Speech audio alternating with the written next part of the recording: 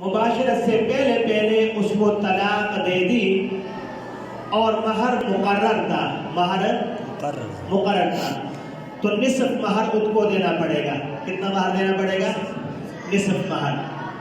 اگر دوسرا مسئلہ، اگر کسی آدمی نے کسی عورت سے نکاح کر لیا اور مباشرت کے بعد اس کو طلاق دے دی تو پورا مہر دینا پڑے گا۔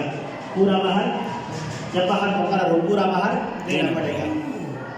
تیسرا مسئلہ، اگر کسی آدمی نے کسی عورت سے نکاح کر لیا اور مہر مقرر نہیں تھا، مہر مقرر نہیں تھا اور مباشرت سے پہلے اس کو طلاق دے دی تو اب اس کو صرف اور صرف متع دینا پڑے گا۔ کیا دینا پڑے گا؟ متع دینا پڑے گا۔ چوتھا مسئلہ، اگر کسی آدمی نے کسی عورت سے نکاح کر لی اور مہر مقرر نہیں تھا اور مباشرت کے بعد اس کو طلاق دے دی تو اس کو مہر مثل دینا پڑے گا۔ کیا دینا پڑے گا؟ مہر مثل۔ مہر مثل سے کیا مراد ہے؟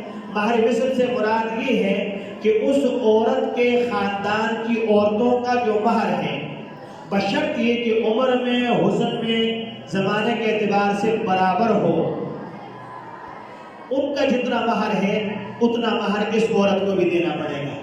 بات واضح ہوگی؟ جی۔ چاروں مسئلے سمجھ گئے؟ جی۔ کسی آدمی نے کسی عورت سے نکاح کر لیا، مہر مقرر تھا، مباشرت سے پہلے اس کو طلاق دے دی تو نصف مہر دینا پڑے گا۔ دوسرا مسئلہ، کسی آدمی نے کسی عورت سے نکاح کر لیا، مہر مقرر تھا اور مباشرت کے بعد اس کو طلاق دے دی، کتنا دینا پڑے گا؟ پورا مہر جتنا مقرر ہوا ہے۔ تیسرا مسئلہ، کسی آدمی نے کسی عورت سے نکاح کر لیا، مہر مقرر نہیں تھا اور مباشرت سے پہلے طلاق دے دی، مباشرت سے پہلے طلاق دے دی تو اس خاتون کو متع دینا پڑے گا، باقی مہر نہیں اس کے لیے۔ نمبر 4، اگر کسی آدمی نے کسی عورت سے نکاح کر لیا اور مہر مقرر نہیں تھا اور مباشرت کے بعد طلاق دے دی تو کیا دینا پڑے گا؟ بولو، مہر مثل۔ اور مہر مثل سے کیا مراد ہے کہ اس عورت کے خاندان کی جو قریبی عورتیں ہیں، اس کی چچا زاد ہے، پھوپھی زاد ہے وغیرہ، جو حسن میں، عمر کے اعتبار سے، زمانے کے اعتبار سے برابر ہے، جتنا مہر ان کا ہے اتنا مہر دینا پڑے گا۔ بات واضح ہوگی؟ دیکھیں